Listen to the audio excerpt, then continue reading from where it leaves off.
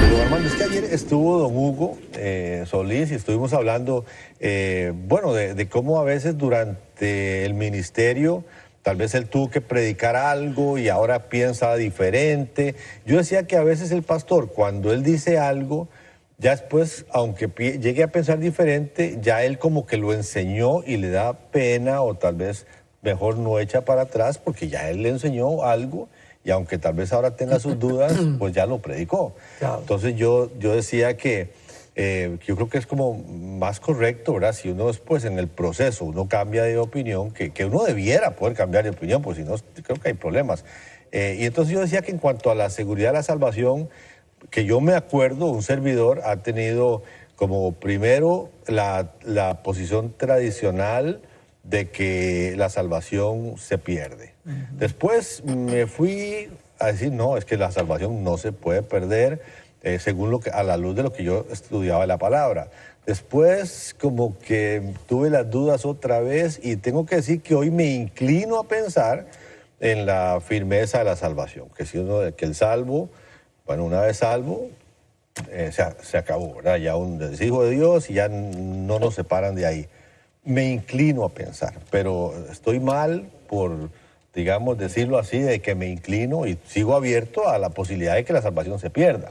O sea, yo no me voy a perder por lo que crea. Si creo que se pierde o no pues se pierde, yo no me voy a perder por eso. Pero entonces no tengo miedo pensar así, pero ¿usted qué piensa al respecto? Sí, pues esto ha sido el debate posiblemente en el último siglo, ¿verdad? Cuando entró el pentecostalismo en 1910 aproximadamente, y son nuestros hermanos, ¿verdad? Yo les amo a todos ellos.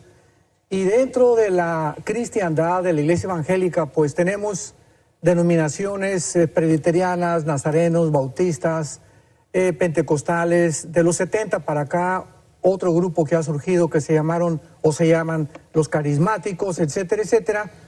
Y esto es bueno, es muy bueno por un lado porque es importante que nosotros recordemos, como dice 1 Corintios capítulo 8, el que crea que sabe algo no sabe cómo lo debe de saber.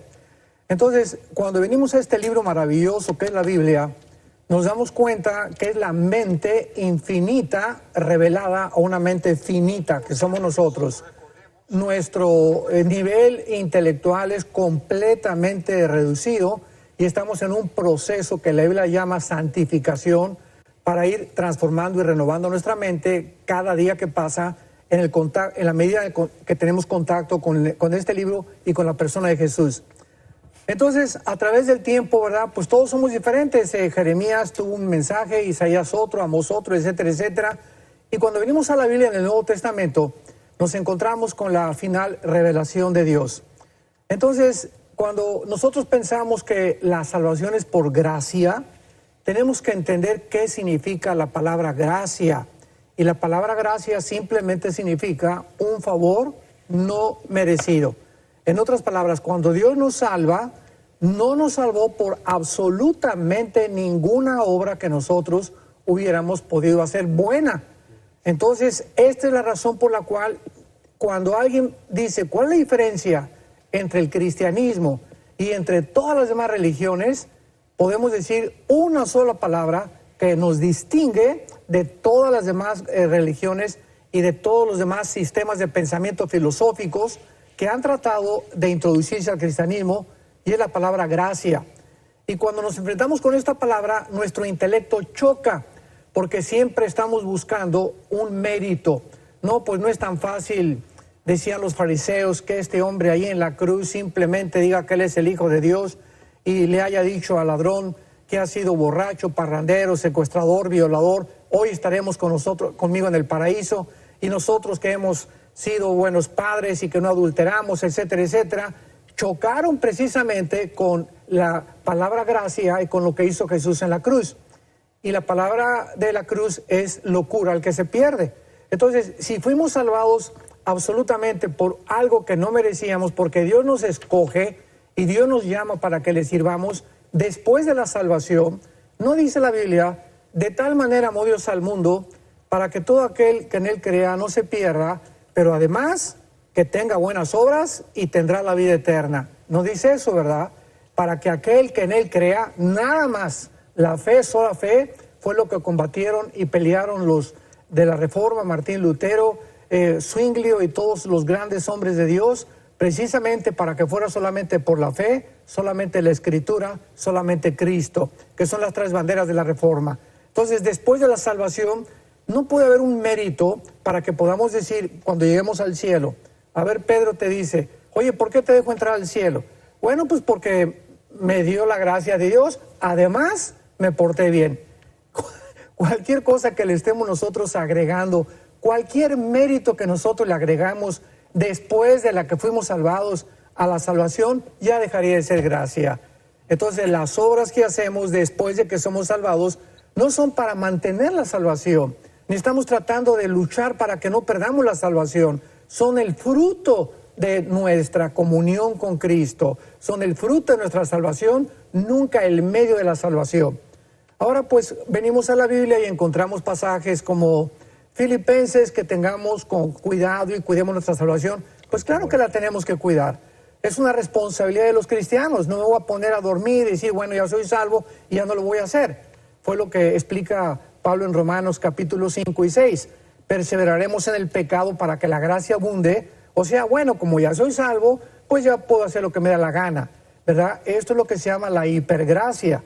La persona que piensa de esta manera nunca fue salvo, porque hemos sido llamados precisamente por una salvación tan grande a vivir para Jesucristo. Entonces no podemos nosotros depender y decir que si cuidamos la salvación con temor y temblor, es porque nuestra responsabilidad es para no perder las recompensas. Luego viene otro pasaje en Hebreos capítulo 2, que no descuidemos la salvación. Pues claro que no la podemos descuidar. Y el juicio que habla ahí no es de la condenación eterna. Está hablando que no la descuidemos, porque en el mismo libro, en Hebreos capítulo 2, explica claramente Pablo que hay disciplina para aquel que descuide la salvación. Dios al que ama, disciplina. Entonces la persona que se aleja de Dios y que si ya no quiere saber con Dios, si es salvo, Dios lo disciplina y lo regresa de la oreja. Y hay dos formas en las que Dios nos trata: por la palabra o por el castigo. Lo dice Hebreos capítulo 12. La palabra, si no entiendes, a muchos cristianos Dios se los lleva a casa. Ese es el pecado de muerte que habla primera de Juan, que es el pecado que cometieron los corintios, 1 Corintios 11, que tomaban la cena del Señor sin discernirla. Dios se los tuvo que llevar porque no querían arrepentirse. ¿Y por qué se los llevó? Porque eran salvos. La salvación es eterna, no es temporal. La salvación depende de la obra consumada y perfecta de Jesucristo. Yo voy a morir en paz, no porque haya hecho ninguna buena obra, sino porque descanso en que no hay nada que agregarle y estoy seguro en las manos de Jesús. Bueno, aquí por ejemplo, don Antonio Enrique Salva Arvide dice, te vas a perder si practicas el pecado, porque los hijos no practican el pecado. Claro, dice en 1 Juan capítulo 3 que la persona que dice que es cristiana y continúa habitualmente practicando sus pecados, dice 1 Juan capítulo 2, salieron de nosotros, pero no eran de nosotros. Si hubieran sido de nosotros, hubieran permanecido con nosotros. En 2 de Pedro capítulo 2, el apóstol Pablo lo explica bien claro a los falsos maestros y a los falsos apóstatas. ¿Qué les dice? Habiendo tenido el conocimiento de Dios y habiendo sabido quién es Jesús, y se han alejado, les ha pasado lo que al perro, que regresa a su vómito, y lo al puerco, que regresa al lodo. La pregunta es la siguiente: ¿por qué un perro, cuando vomita, cuando come, echa para afuera y se vuelve a comer lo que vomitó? ¿Por qué un puerco, cuando lo lavamos y le echamos perfume Chanel y todo, regresa al lodo? ¿Cuál es la respuesta? Porque es perro. O sea, para que un perro deje de vomitar y de comerse el vómito, tiene que cambiar su naturaleza. Y para que un puerquito ya no regrese al lodo, pues ya tiene que dejar de ser puerco. ¿Qué es lo que está diciendo Pedro? Que estas personas que él describe en capítulo 2, segunda de Pedro, nunca fueron salvos. Nunca su naturaleza fue cambiada. ¿Por qué? Porque regresaron al vómito y regresaron al lodo de donde Dios los había sacado. Las debilidades. Bueno, digamos, bueno, yo siempre me he preguntado también, Él vino para darnos vida eterna. Claro. Si me dio vida eterna porque yo creo en Él y después porque fallé, pierdo la salvación, entonces no fue tan eterna, fue parcial. Claro. Y después me vuelvo a arrepentir y vuelve a ser eterna y vuelvo a caer por alguna razón y entonces era parcial. Y ahí como que voy de a pellizcos. Es lo que uno, ¿cómo lo ve? O sea, es lo que yo tenía un problema, o tengo un problema. Digamos. Claro, y eso también está relacionado con el teísmo. ¿Qué es el teísmo? Es una filosofía que está entrando a la teología en los últimos años, donde dice que Dios creó el universo y lo dejó. O sea, Dios crea, pero sí hay evolución.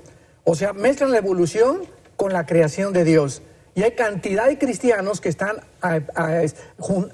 juntándose y están adhiriéndose a esta falsa filosofía. Sí, yo creo que Dios creó el universo, pero también creo en la evolución, porque después de que Dios creó, dejó que todo evolucionara. O sea, la Biblia nos muestra en el Salmo 103, 104 que Dios crea las cosas y las mantiene también. Él no nos dejó así nada más. Él continúa manteniendo y renovando la tierra con su espíritu.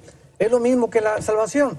Dios te salva y te dice, bueno, ahora de aquí en adelante todo va a depender de ti. Si te portas bien y haces buenas obras, entonces vas a seguir teniendo la salvación. Y finalmente, Jonás, hay una pregunta muy importante. A nuestros hermanos que creen que se pierde la salvación, ¿cuál es el pecado que hace que se pierda la salvación? Dice la Biblia que la sangre de Cristo nos limpia de todo pecado. Yo he escuchado a personas que me han dicho, bueno, es decirle a Cristo, ya no te necesito. Si me regalan 50 millones de dólares, ¿ustedes creen que algún día le voy a decir a la persona que me los regaló, ya no quiero estos 50 millones de dólares por el amor de Dios? Ahora, la persona que dice, ya no quiero nada con Cristo, fue Pedro. Y lo negó. Y perdió la salvación Pedro de ninguna manera. Dios lo restauró. Judas, ¿por qué perdió la condición que él tenía? Porque nunca fue salvo. Jesús dijo que había escogido un diablo desde el principio. Y vemos así nosotros en 1 Corintios 5, al muchacho que tenía fornicación con su madrastra y que le dice Pablo a los líderes de la iglesia de Corinto, por favor que esta persona sea destruida su carne. ¿Para qué? Para que el espíritu sea salvo en el día de Cristo. Este muchacho iba a vivir en pecado, iba a morir en fornicación. Entonces nos damos cuenta que como era salvo, el espíritu iba a continuar viviendo. Dice Jesús en Juan capítulo 10, yo les doy vida eterna y no perecerán jamás. O sea, ¿está diciendo la verdad o está mintiendo Jesús? No vamos a perecer nunca a quienes se nos ha regalado la vida eterna. Ni nadie nos arrebatará de la mano de Jesús. Mi Padre que me las dio es mayor que todos y nadie nos puede arrebatar de la mano de Jesús. Tenemos que descansar en la expiación, en la obra perfecta que Jesús hizo en la cruz.